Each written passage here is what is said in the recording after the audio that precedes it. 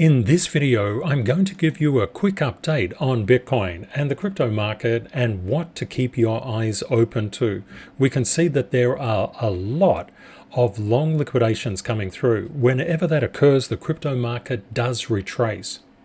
We have an absolutely incredible global family. Kate and I were so touched by your comments, both on Twitter and YouTube. Thank you so much, everyone. Hi everyone, I'm Ken from Crypto Trading KS. If you're new, a very warm welcome and welcome back CTKS family. Here you'll learn how to become fearless inside financial markets to assist you to become more of a financial and emotional blessing to yourself and those you love. If you like the content, please subscribe to the channel and don't forget to smash that like button. All the indicators that I use on the daily video come from the service inside ctksmethod.org. Let's run the numbers. Yesterday, we asked the question, where could Bitcoin be going to next? What about up? What about consolidation case or down? When we look at the structural levels inside Bitcoin, this 41,787 level has been very important, and we did manage to get above it, but since we've not been able to maintain that, we've also lost the lower level of structural support at 41,522. Just be aware that these structural levels act as safety nets. When price is coming down, you'll typically find it comes down and then flings itself back up. What we're seeing now is the structural level at 41,316 is trying to hold on to price. The rule of structural levels is really quite straightforward. If it is not going below, it is going above. But just be aware of volatility.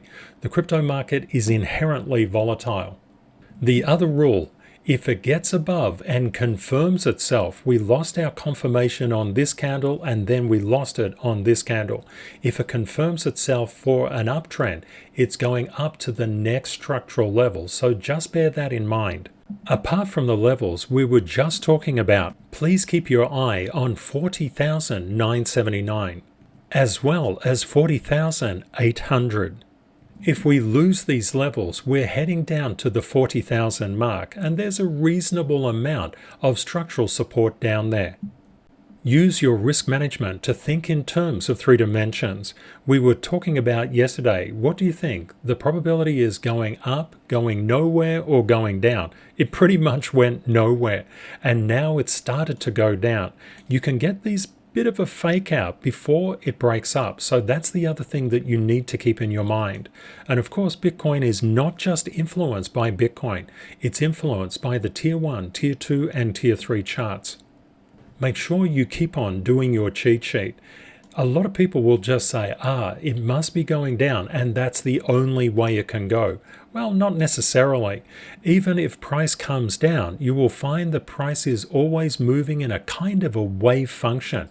Up and down and then back up. And this is something that you want to take advantage of, not be scared by. In fact, if you're doing it really, really well, you're getting excited as price comes down and you're getting cautious as price goes up. That's the exact opposite of what most people feel. Potentially something that could really help you out. When we buy on red, that means all of these little green arrows are fills when price is coming down, and the red arrows are sells.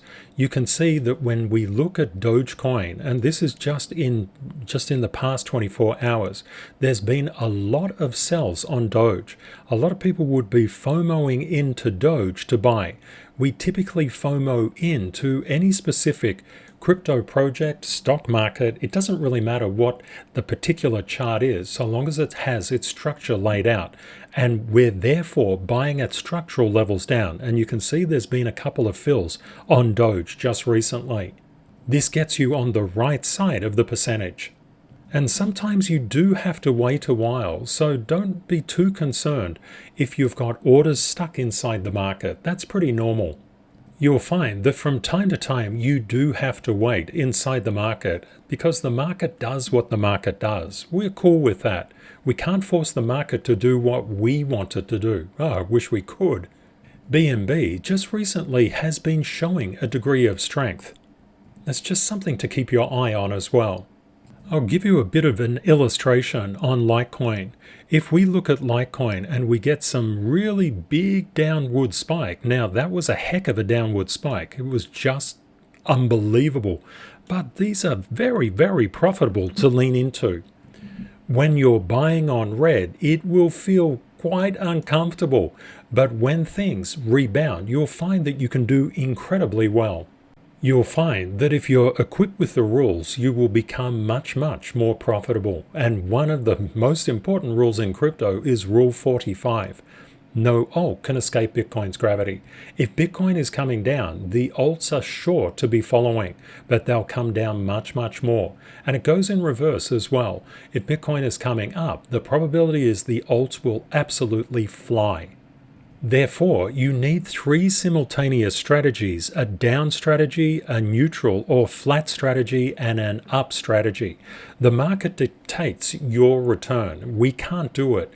It's not like we say, oh, I'm putting all of my money in at this one buy level, and I'm just hoping and praying that it goes up. Unfortunately, it doesn't work that way, and it doesn't work that way in any financial market.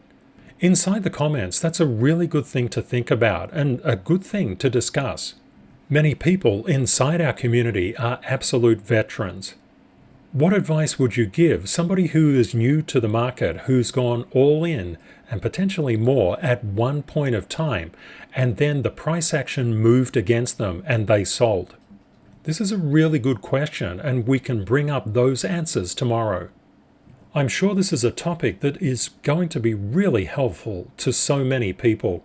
If you have any tips or tricks that you feel would help others, please let me know in the comments and we can discuss them throughout the next week. The wonderful thing, when we look at structural support levels, they're very powerful. They show us where price can get caught and rebounded. If it gets rebounded across this structural resistance level, it's seeking to go to the next one. That's why we must make three-dimensional plans. We can't just assume everything is going down or everything is going up, because just price moves in a wave. This is very normal. Price behavior. Price is simply moving between structural levels. We just have had a bit of a focus on Bitcoin at the current time, but it's exactly the same with the DXY. If you've marked up your charts, you can already know that the DXY is above some very strong structural resistance and has managed to turn it into structural support. The next key is to know what that means. And these are things that we can discuss in upcoming videos. I've also put out other videos on this, especially the Forex video recently.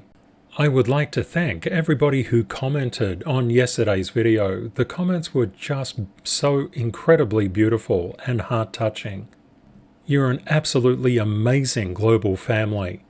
Kate and I are so grateful that we can be here sharing this time with you.